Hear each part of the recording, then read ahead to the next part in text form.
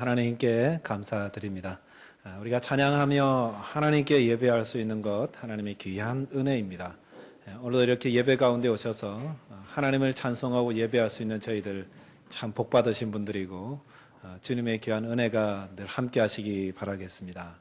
오늘 저희는 저희 민족이 일제 식민지 탄압에서 해방된 8.15 기념 그날을 기념하고 예배하는 날입니다. 이 1936년에 독일 베를린에서 열렸던 하계 올림픽 대회에서 송기정 선수가 마라톤 세계 신기록을 수립하며 금메달을 목에 걸고 시상대에 올랐던 그 찍은 사진을 아마 다들 기억하실 것입니다. 거기서 송기정 선수는 그 1등 시상대에서 메달을 달고 모든 사람의 스포트라이트를 받고 있는데도 고개를 숙이고 부끄러워하면서 눈물을 흘리고 있었습니다. 그건 이제 기쁨의 눈물이 아니라 비통함의 눈물이죠. 내가 가슴에 붙이고 있는 그 일본기가 부끄러워서 월계관으로 이렇게 가리고 내가 대한민국 국민인데도 내가 1등 했는데 왜 일본기가 개양돼야 되고 일본 국가가 올려야 하는가? 왜 그렇습니까? 그것은 종으로 사는 자의 모습이기 때문입니다. 일본에 종살이를 하고 있기 때문에 내가 승리를 해도 그 승리의 기쁨을 내가 누리지 못한다는 것입니다. 나라를 빼앗기고 자유를 빼앗기고 독립이 없이 살아가는 자의 모습, 그것이 승리를 해도 그 승리를 기쁨을 누리지 못하는 것이다, 이렇게 할 수가 있습니다. 그러니까 얼마나 이 칼을 갈고 갈았겠어요. 독립을 해야 되는데 자유를 되찾아야 우리의 승리를 우리가 함께 기뻐할 수 있는, 우리가 뭐 월드컵 16강 올랐더니 다 우리나라가 기뻐하는 거잖아요. 자, 그렇게 기다리던 광복이 오늘로부터 65년 전 딱 이 시간, 그러니까 8월 15일에 1945년 8월 15일에 일본이 패망하고 우리 민족에게 독립이 주어졌습니다. 그래서 그날을 우리나라는 광복절이다, 이렇게 부릅니다. 광복절. 광복이라는 의미는 빛을 되찾았다라는 말이죠. 빛을 되찾은 날이 바로 광복절입니다. 무슨 말이겠습니까? 자유를 빼앗겼을 때는 무엇입니까? 빛까지 빼앗겼다는 거죠. 어둠 속에 살아가는 자들이었다는 것입니다. 자유뿐만 아니라 독립뿐만 아니라 빛까지 다 빼앗긴 상태에서 살아가는 자들은 월드컵에서 1등을 한들, 올림픽에서 1등을 한들, 그게 기쁨이 되지 않는다는 것입니다. 그래서 칼을 갈고 갈던 그 광복을 맞았을 때에, 기쁨이 주어졌을 때에, 우리나라, 우리 조국 모든 백성들이 삼천리 방방곡곡에서 지방 깊숙이 숨겨두었던 그 태극기들을 다 끌고 나와서 대한독립 만세를 이렇게 외쳤습니다. 그때는 참 기뻤던 것 같아요. 그러니까 여러분은 그 자유 국가의 시민으로 다 자유자로 살아가고 있다고 믿습니다. 그래서 여러분이 승리한 거, 여러분 거 잘한 거에 대해서는 여러분이 스스로 기뻐하는 거 아니겠습니까? 우리는 다 자유자입니다. 우리가 물론 호주라는 자유국가에서 살아서도 그렇고, 우리의 국적이 혹은 이곳일 수도 있고, 대한민국일 수도 있고, 그렇지만 둘 다 어느 나라든지 자유의 국가에 속해져 있습니다. 그래서 내가 하고 싶은 거 내가 할 수 있고요. 그리고 내가 성취해서 이룬 승리에 대해서 나와 내 가족들이 더욱더 누구보다도 기뻐하는 것입니다. 자, 그런데 그렇게 기다리던 광복, 그렇게 기다리던 독립, 자유를 받았는데 광복이 지난 다음은 어떻습니까? 광복을 얻은 다음에 대한민국은 극심한 혼란과 분열의 사회로 변질되고 말았습니다.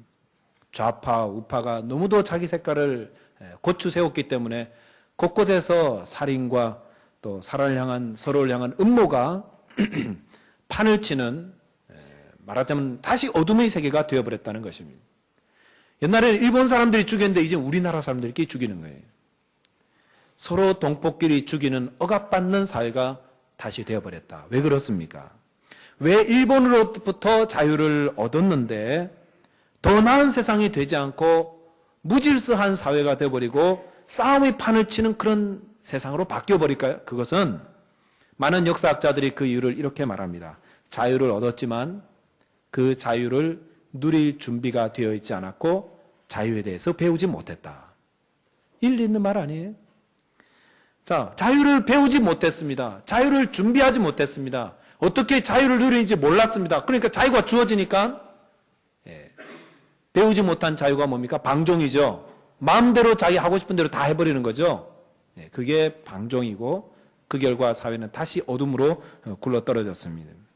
우리 호주에서도 젊은 분들은 처음 면허를 따면은 P자 넘버 플레이트 주잖아요. 붉은 P, 그 다음에 녹색 P 이렇게 주시는데, 자, 운전할 수 있는 자유가 주어졌지만은 왜 P를 그렇게 주죠? P. 그 자유를 아직 조절할 수 있는 능력이 없고 또 자유를 어떻게 써야 되는지를 잘 배우지 못했기 때문입니다. 그래서 한 2년 정도 하나요? 그거 하고 나면은 이제 이 자유를 어떻게 누리는지 알기 때문에 영광의 실버 라이선스 이렇게 주지 않습니까? 여러분 참된 자유가 어디 있다고 생각합니까? 그저 일제 36년 지나고 나서 자유가 주어졌다. 그래서 우리가 자유를 누리는 게 아니라고 생각합니다. 자유라는 것은 물론 외적인 자유도 참 중요하지만은 참된 자유는 우리 내면에서부터 나오는 자유다. 우리의 자유는 내면에서부터 시작된다. 우리가 자유를 어떻게 써야 되는지, 그 자유를 어떻게 누려야 되는지를 배우고 준비하고 있을 때에, 마음으로 이렇게 잘 준비되어 있을 때에 주어진 자유들을 가지고 선하게 선용하고 자유의 결과가 나온다는 것입니다. 요한복음 8장에 보시면은 8장 32절에 보면 예수님께서 유대인들을 향해서 이렇게 말했습니다. 진리를 알지니 진리가 너희를 자유케 하리라. 진리를 알지니 진리가 너희를 자유케 하리라. 이 말은 무슨 말입니까? 유대인들이 그 말을 딱 듣고 이상하거든요. 왜 이상합니까? 우리가 남의 종이 된 적이 없는데 어찌해서 우리가 자유롭게 된다고 말을 하느냐. 말 되잖아요. 자, 유대인들은 자기들이 종이 아니라고 생각했습니다. 하지만은 예수님은 너희에게 자유가 필요하다. 어떻게? 진리를 알면 진리가 너희를 자유케 할 거다. 이렇게 말씀했습니다. 이 말은 유대인들은 종이라는 것입니다. 자유를 누리지 못하고 있다는 것입니다. 그런데 본인들은 자신들이 종이 아니라고 생각합니다. 그런데 겉으로 보기에는 종이 아니지만 주님의 시각으로 볼 때 이 유대인들은 무엇입니까? 종이라는 거예요. 자유가 필요한 사람들이라는 거예요. 여러분은 종입니까? 자유자입니까? 이렇게 물으면 또 복잡해지죠. 자, 예수님께서 이렇게 말씀하셨습니다. 예수께서 대답하시되 진실로 진실로 너희에게 이르노니 죄를 범하는 자마다 죄의 종이니라 말씀하였습니다. 여러분은 죄인입니까? 종입니까? 아니, 자유자입니까? 종입니까? 예수님은 누가 종이라고 그랬죠? 죄를 범하는 자마다 죄의 종이라고 했습니다. 겉으로 보기에는 종은 아니겠지만은 그가 죄를 짓고 있다면은 죄의 종이라는 거예요. 그리고 죄를 짓는 자마다 누가 자기 주인이 됩니까? 내가 주인이 되는 게 아니라 죄가 나의 주인이 되는 것입니다. 여러분, 죄가 제일 무서운 주인입니다. 사채업자에게 돈을 빌린 분들은 폭력배 사용하는 사채업자들이 무서운 주인이 될 수도 있겠지만 그보다 더 무서운 주인은 죄가 우리 주인이 되면은 그때부터 우리는 참으로 어렵고 힘든 삶을 사는 것입니다. 죄에 지배된 인생 어떻죠? 아담과 하와를 늘 생각하시면 돼요. 아담과 하와는 천국에서 살았습니다. 에덴 동산이 천국입니다. 그런데 선악과를 따먹는 범죄를 저질렀습니다. 죄를 지으면 뭐가 된다고요? 죄의 종이 된다고 그랬습니다. 천국에서 죄를 지으면은 천국 같은 에덴에서 죄를 지었더니 죄의 종이 되어버렸습니다. 죄의 종이 되면 어떻게 되겠습니까? 천국은 얼마나 풍요로운 곳입니까? 얼마나 행복이 넘치는 곳입니까? 그런데 죄를 짓고 나니까 두려워하여서 숨는 존재로 바뀌어져 버리더라는 것입니다. 여러분, 죄를 지으면 죄의 종이 되고요. 죄의 종들의 특징은 뭐냐? 어두운 데를 자꾸 갑니다. 자꾸 숨으려고 그래요. 두려워하는 거예요.